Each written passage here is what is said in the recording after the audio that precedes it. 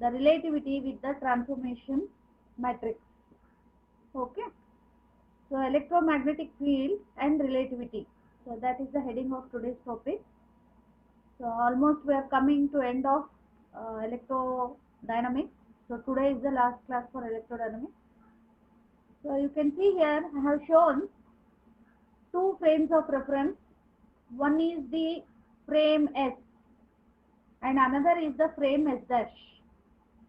Okay, and you can see S dash is moving with velocity v. That means it is an accelerated frame of reference, and S is constant, it is not moving. So that means this is a non-inertial frame and this is an inertial frame. Okay, so this is the formalism of relativity. So now what new thing I have added here? I have added electric and magnetic field here.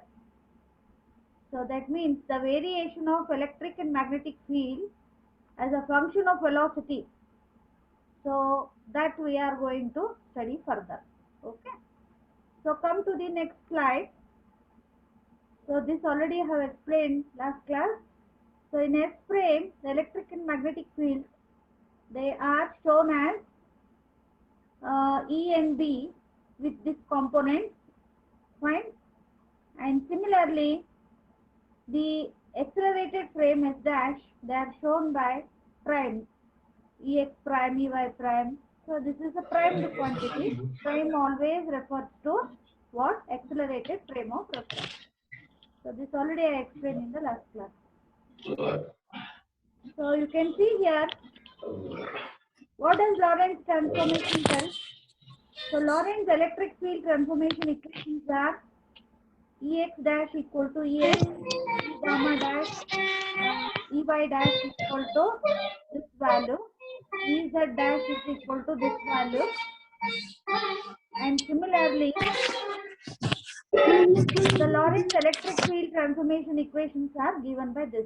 So this already I have shared in the notebook, WhatsApp notes. I have shared this. So I wanted to show you. So that's why I introduced this slide. Okay. So we did in the last class the invariance of electromagnetic field. So those who were absent, you can go through this. So we defined two terms. One is E square B square, another is E dot B. So these are called invariants of electromagnetic field. That means invariant means what? They are constant, or the value of this in the non-inertial frame, that is S, is equal to its value in the inertial frame. Okay. So this is the accelerated frame, this is the non-accelerated frame, S and S dash. Okay. So if you calculate the value of this bracket, it comes out to be constant. We did in the last class, I have shown that. Okay. And similarly, another factor, E dot B. So dot product of electric field and magnetic field, if you take in inertial and non-inertial frame, if you calculate here, prime should come. Sorry, I forgot to put the prime here. Okay. So if you do in both the frames, then what happens? The value comes out to be same. Instead of putting prime, I have put here the frame itself. This is E prime, B prime, and this is B prime here. Okay, and this is E and B and B. This is fine. So this is the invariance of electromagnetic field. So this was proven in the last class. So this will come as 5 plus 5 marks question it is. Okay. And those who were absent, quickly I am going to brush up the memory. So you see here, in the accelerated frame I have taken it as E square, B dash square, E dash square. So what is B? It is I bx dash plus j by dash plus k bz dash, and square is that, and that square I have put it here, minus E prime. So Ex, Ey, Ez along with the prime, I have written a square here, and C square is a common factor taken outside. Fine. So now what you can do, it is a square, so you can open the bracket. So only what happens while squaring, I square, j square and the k square terms will be left out, remaining are all 0. And similarly here, ex square, ey square, ez square is left and remaining everything is 0. Okay. So now you open the bracket. Okay. And substitute for dx, dy, dz, ex, ey, ez. And here one thing you should remember, ex prime is equal to ex and bx prime is equal to bx. So that is a Lorentz transformation equation. So I shared in the last class this one. Okay, you can see here x component of electric field is not varying, x component of the magnetic component is not varying, whereas y and z of electric field, y and z of magnetic field, it is varying. Okay, so that I am introducing. So you can see wherever bx dash comes, I have simply put it as bx, and wherever ex dash is coming, I am putting it as ex directly, and remaining other factors are substituted in the bracket. So now you do the simplification, open the bracket and do the simplification, add the similar terms. So then what happens, there are some terms will get cancelled. So remaining terms are c square into bracket, this whole thing, dx square plus dy square plus dz square, and minus bracket ex square plus ey square plus ez square it is. So now what is this one? This is b dot b it is. Okay, that means it is b square. And similarly this one is e dot e, that is e square. So that means the whole thing is nothing but it is c square b square minus e square. Okay, so from where we started? We started with this bracket, that is c square b dash square minus e dash square.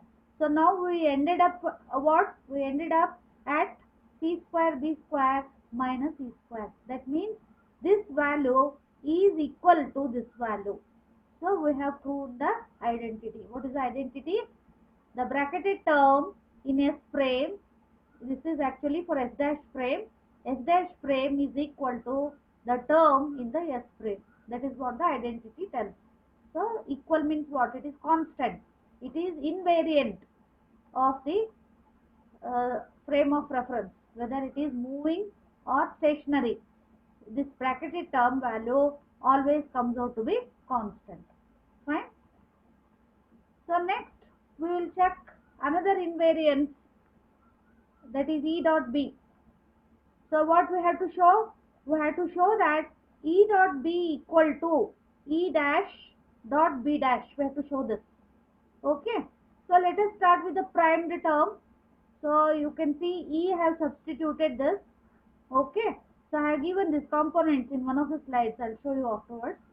First slide it was. Okay. And this is the components for B dash. So now you can see only I dot I will exist, j dot j, k dot k will exist, and remaining all terms it will become 0. Okay. So I dot I means it is ex bx, j dot j is ey by, k dot k is ez dz. Okay. So now what is this one? This is nothing but it is E dot B it is. You can see prime have gone. Fine. So now we started with E dash B dash and ended at E dot B. So that is why this is the identity. What is the identity?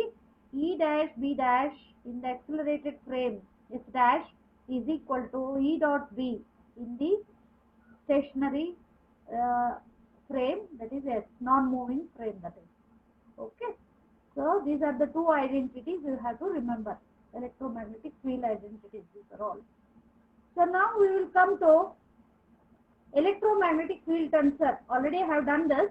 So I am moving further. So this is a tensor. Those who were absent, listen carefully. So this is a tensor.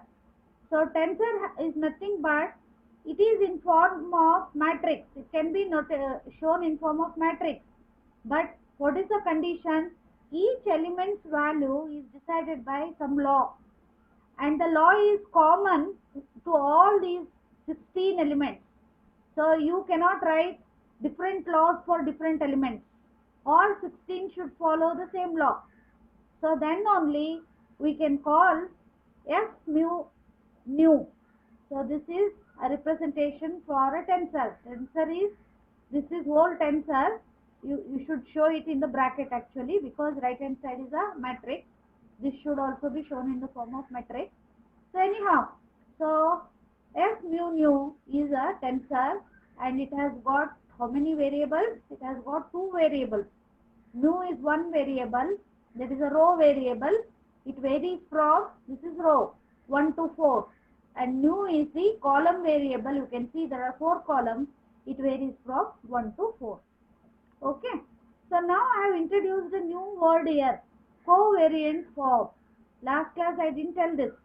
So only I told this as a electromagnetic field tensor. So now I am introducing the new form. It is called covariant form. So what is meaning of covariant form? Co means to assist. Okay. So this is in the positive sense. This will help the tensor, and negative sense helping comes in the next slide. I'll show that. So it is called covariant form of electromagnetic field tensor. So when it is called covariant form? So if the subscripts, what are the subscripts here? X, Y and Z. Okay. And mu and nu. Actually this is gamma, I have written nu it is. I could not type nu, I have written gamma here. Okay. So 5 variables are there all together. So you can see all are coming as subscripts. So you can see they are at the bottom right corner. That is subscript. Here also it is bottom right corner. If the representation is like this, then the tensor is called covariant form. It may be an electromagnetic field tensor or any tensor it is. So if the subscripts are written here, bottom right corner as a subscript, the variables are written as subscripts, then the tensor, it is called covariant form, or we say that the tensor exists in the covariant form. Okay. So now we'll go to the next form. So you can see here, earlier mu nu was in the bottom. So now you see it is in the top right corner. And here also you can see the variables are on the top right. Okay, this is a convention of writing. So if this is the case of representation, then what this is called? This is called contravariant form of the tensor. So here, what tensor we are studying? We are studying electromagnetic field tensor. So this is contravariant form of electromagnetic field tensor. So what is the condition? The variables, they should appear as, this is superscript, not subscript. Typing mistake, I will write it here. They will appear as superscript. Okay. So if this is the formalism, then this leads to what? That comes in the next slide. So what is the condition? How to convert? So bottom means covariant, top means contravariant. It is same tensor, it has two different forms. So if you want to convert one form to another form, there is a conversion matrix is there. This is all matrix format, this is. Okay. So there is a conversion matrix. So this is called Minkowski transformation matrix. Okay. If it is an electromagnetic field, then the Minkowski transformation matrix will have this form. You can see here, diagonal elements are all unities except F11, it is positive. Remaining are all minus, and all remaining are zeros. You can see here. So if you operate this Minkowski matrix on this, what is this one? Contravariant electromagnetic field tensor, then this will result into covariant field tensor. So you can take this as an exercise. So this is nothing but it is a matrix multiplication. Multiply this matrix by this matrix. This matrix value I have already given. So what is the value? This is the value. So after multiplication, you should end up with this matrix. So then only this law is verified. Otherwise the law is wrong. Okay. So these are the different formalism we come across in day-to-day life. So this ends up your syllabus, that is electromagnetic field tensor, covariant formalism. So I have also shown you contravariant conversion also. So along with that, I have to give you some transformation equations in the matrix format. So that slide I didn't introduce here. I will try to introduce in next class. So today only I have introduced some transformation equations, that is Galileo and Newton equations I try to introduce. Let me see. I have written, I think. Okay, it's here. Yes. So you can see this is the transformation equation. So this is the Galileo format. This is the Lorentz format. So Lorentz format, you can see here, Lorentz factor is coming gamma. So this is gamma 1 divided by 1 minus v square c square under root. This is okay. This Lorentz format was next extended to Minkowski space, and then the fourth coordinate was added there. So you can see there, you can see here, there is only three coordinates are there. This is an accelerated frame. Prime means accelerated frame. Without prime means stationary. Inertial frame. This is non-inertial frame. So non-inertial frame, only three coordinates are there: x dash, y dash and z dash. Okay. T is taken as a constant here. It is not taken as a variable. But here Lorentz added, this is actually transformation equation, T dash is also shown.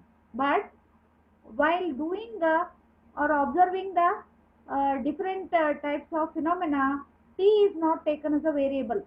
Only x, y, z is taken as a variable. Only three coordinate axes were introduced. Okay. So I have shown it in a format. You can see here. This is S, this is S dash. Only the Cartesian variable is taken into account. Time variation is not taken into account. Okay. So that was the mistake of whom? Mistake of Lorentz. So that was corrected by Minkowski, and that gave rise to Minkowski mechanics, that is okay, four-dimensional mechanics, and these vectors are represented in four vector forms. Okay, and from that we came into covariant and contravariant forms of, actually these are all four vectors only. So whatever I am writing here, these are all four vectors. Okay, so this is a contribution by Minkowski space. Okay, so this four vector, what is the advantage is that they can be shown as matrix elements. Matrix operation is very easy, so you can very easily verify Maxwell's different laws. So here you see B and Y are there. Okay.